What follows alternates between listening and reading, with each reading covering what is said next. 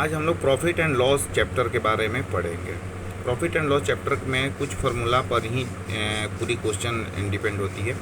जैसे सबसे पहले हम समझते हैं सीपी किसको बोलते हैं। CP cost price. जब किसी सामान को हम खरीदते हैं, जो जिस मूल्य पर हम खरीदते हैं उसको सीपी बोलते हैं। एक होता है सेलिंग प्राइस। सेलिंग प्राइस जिस पर हम किसी सामान को बेचते हैं, जिस प्राइस पर, उसको सेलिंग प्राइस बोलते हैं। एक होता है मार्केट प्राइस। मार्केट प्राइस वो होता है जो हम फिक्स करते हैं। जैसे मान लीजिए हमने किसी वस्तु को 100 रुपया में खरीदा, ओके, उसको जो हम फिर 20% अपना प्रॉफिट लेकर के उसको बेचना चाहें, जो 120 रुपया जो हम फिक्स करते हैं वही मार्केट प्राइस होता है, ओके। अब इसमें कुछ फार्मूला होते हैं। जैसे मान लिया जाए कि सेलिंग प्राइस पूछ रहा है, तो सेलिंग प्राइस दो तरह से पूछेगा। एक बार प्रॉफिट होगा तो पूछेगा, एक बार लॉस होगा तो पूछेगा। तो सेलिंग प्राइस जब निकालना है प्रॉफिट के सेंस में, तो cost price into 100 plus profit बटा 100। और जब लॉस के सेंस में पूछे तो सीपी इंटू 100 माइनस लॉस बटा 100। एक ये फॉर्मूला हुआ। अब अगर अपने को सीपी पूछे, कॉस्ट प्राइस पूछे सेलिंग प्रॉफिट के सेंस में, तो सेलिंग प्राइस इंटू 100 बटा 100 प्लस प्रॉफिट। और लॉस के सेंस में पूछे तो सेलिंग प्राइस इंटू 100 बटा 100 माइनस लॉस। ओके, ये 4 फार्मूला पर ही अपना पूरा जो है प्रॉफिट एंड लॉस चैप्टर की क्वेश्चन, जो 1 नंबर का क्वेश्चन आता है, वो पूछा जाता है। अब जैसे हम ये बनाते हैं, बुक से बनाते हैं।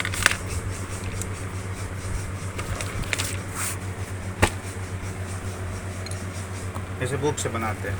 जैसे पहला क्वेश्चन ये बोल रहा है कि ये देखिए 270 रुपया में बेचना। आप ज़्यादा से ज़्यादा प्रयास करें बिना कैलकुलेशन किए ही पेपर को सॉल्व करने, बस कम से कम कैलकुलेशन के थ्रू।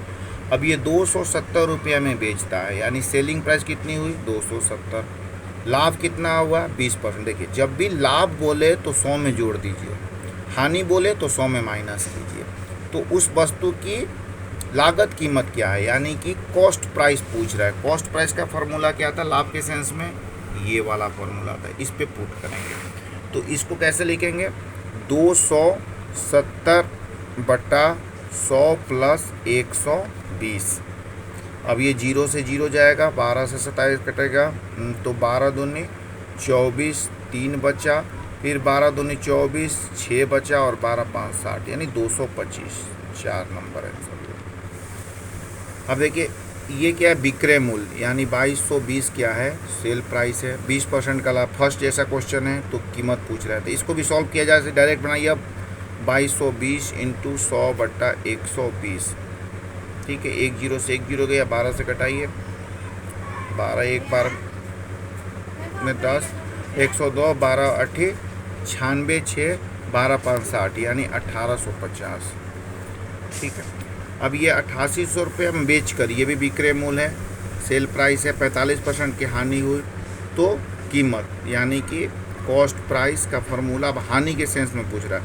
लाभ के सेंस में पूछ रहा था तो नीचे क्या करते रहे थे, 100 में उस लाभ को जोड़ रहे थे। अभी हानि के सेंस में पूछ रहा है तो नीचे क्या करेंगे, एसपी, यानी 8800 इंटू 100 बटा 100 माइनस, इस हानि को माइनस करेंगे तो 100 में से 45 जाएगा, तो ये 55 हो जाएगा।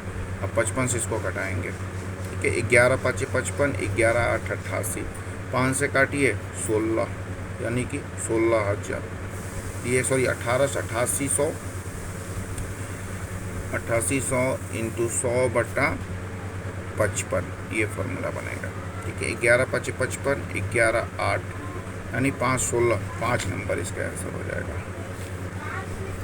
अब जैसे 4 नंबर उठाते हैं, ये भी 8400 क्या है, सेल प्राइस है, 25% की हानि है, तो 20% लाभ कमाने के लिए कितने बेचना पड़े। ये अच्छा क्वेश्चन है।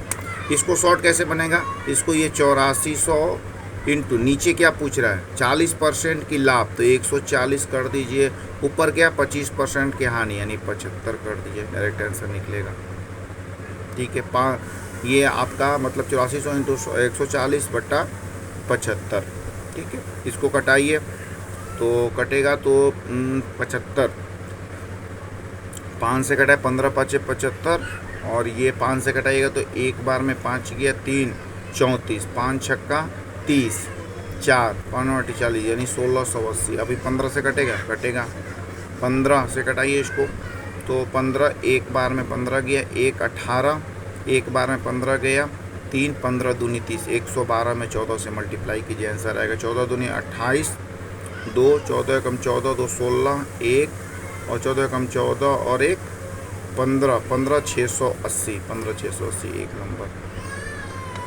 अब ये बोल रहा है कि 6800 रुपये में बेचने पर यानी 6800 क्या विक्रय मूल्य 75% की हानि हुई तो उस वस्तु की लागत क्रय मूल्य यानी वही CP बराबर SP इंटू 100/100 माइनस 75। इस फॉर्मूला बना सकते हैं अपन। तो इस तरह से क्वेश्चन, ये एक क्वेश्चन तो अपने को इस तरह पैटर्न पे एक क्वेश्चन आते हैं। आप देखिए जैसे दूसरा कोई टाइप का पैटर्न देख लेते हैं अपन।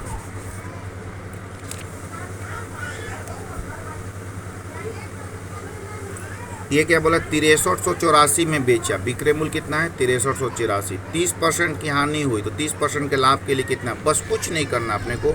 ये 6384 नीचे क्या पूछ रहा है 30% का लाभ इंटू 130, ऊपर क्या 30% की हानि यानी कि 70। अब इसको कटाइए 7 9 63, 1 7 दूनी 14, 13 दूनी 26, 2 13 कम 13 2 15, 1 13 9 117 और 1 118, 118 56 आएगा, 118 56 2 नंबर। ठीक है, अब इस तरह से ये भी देखिए 7500 रुपये में बेचने पर 25% की हानि, 25% के लाभ पर तो यानी 7500 इंटू 125 हो जाएगा, नीचे 75 हो जाएगा, कटा दीजिए 25 5 125, ये फिर पूरा 100 यानी 12500।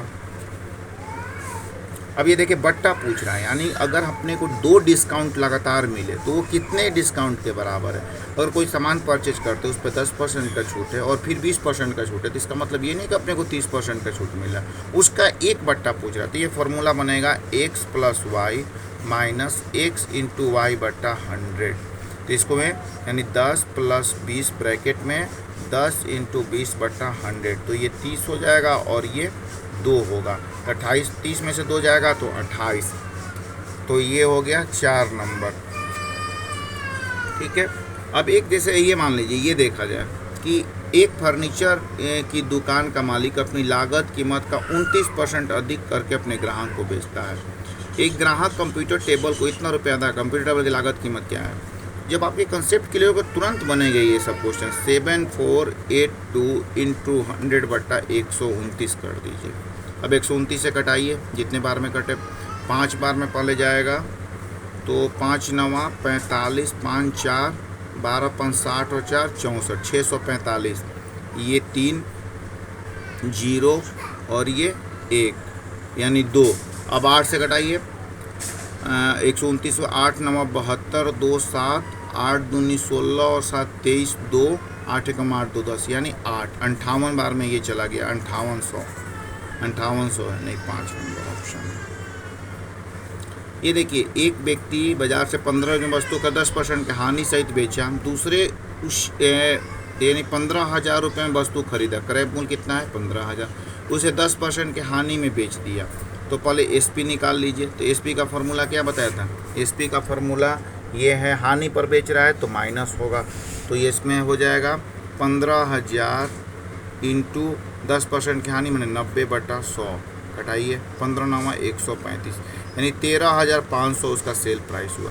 जितने में पैसा मिला उसने एक सामान और ख़रीदा, उसको 16% के लाभ पर बेचा, तो इंटू 116/100।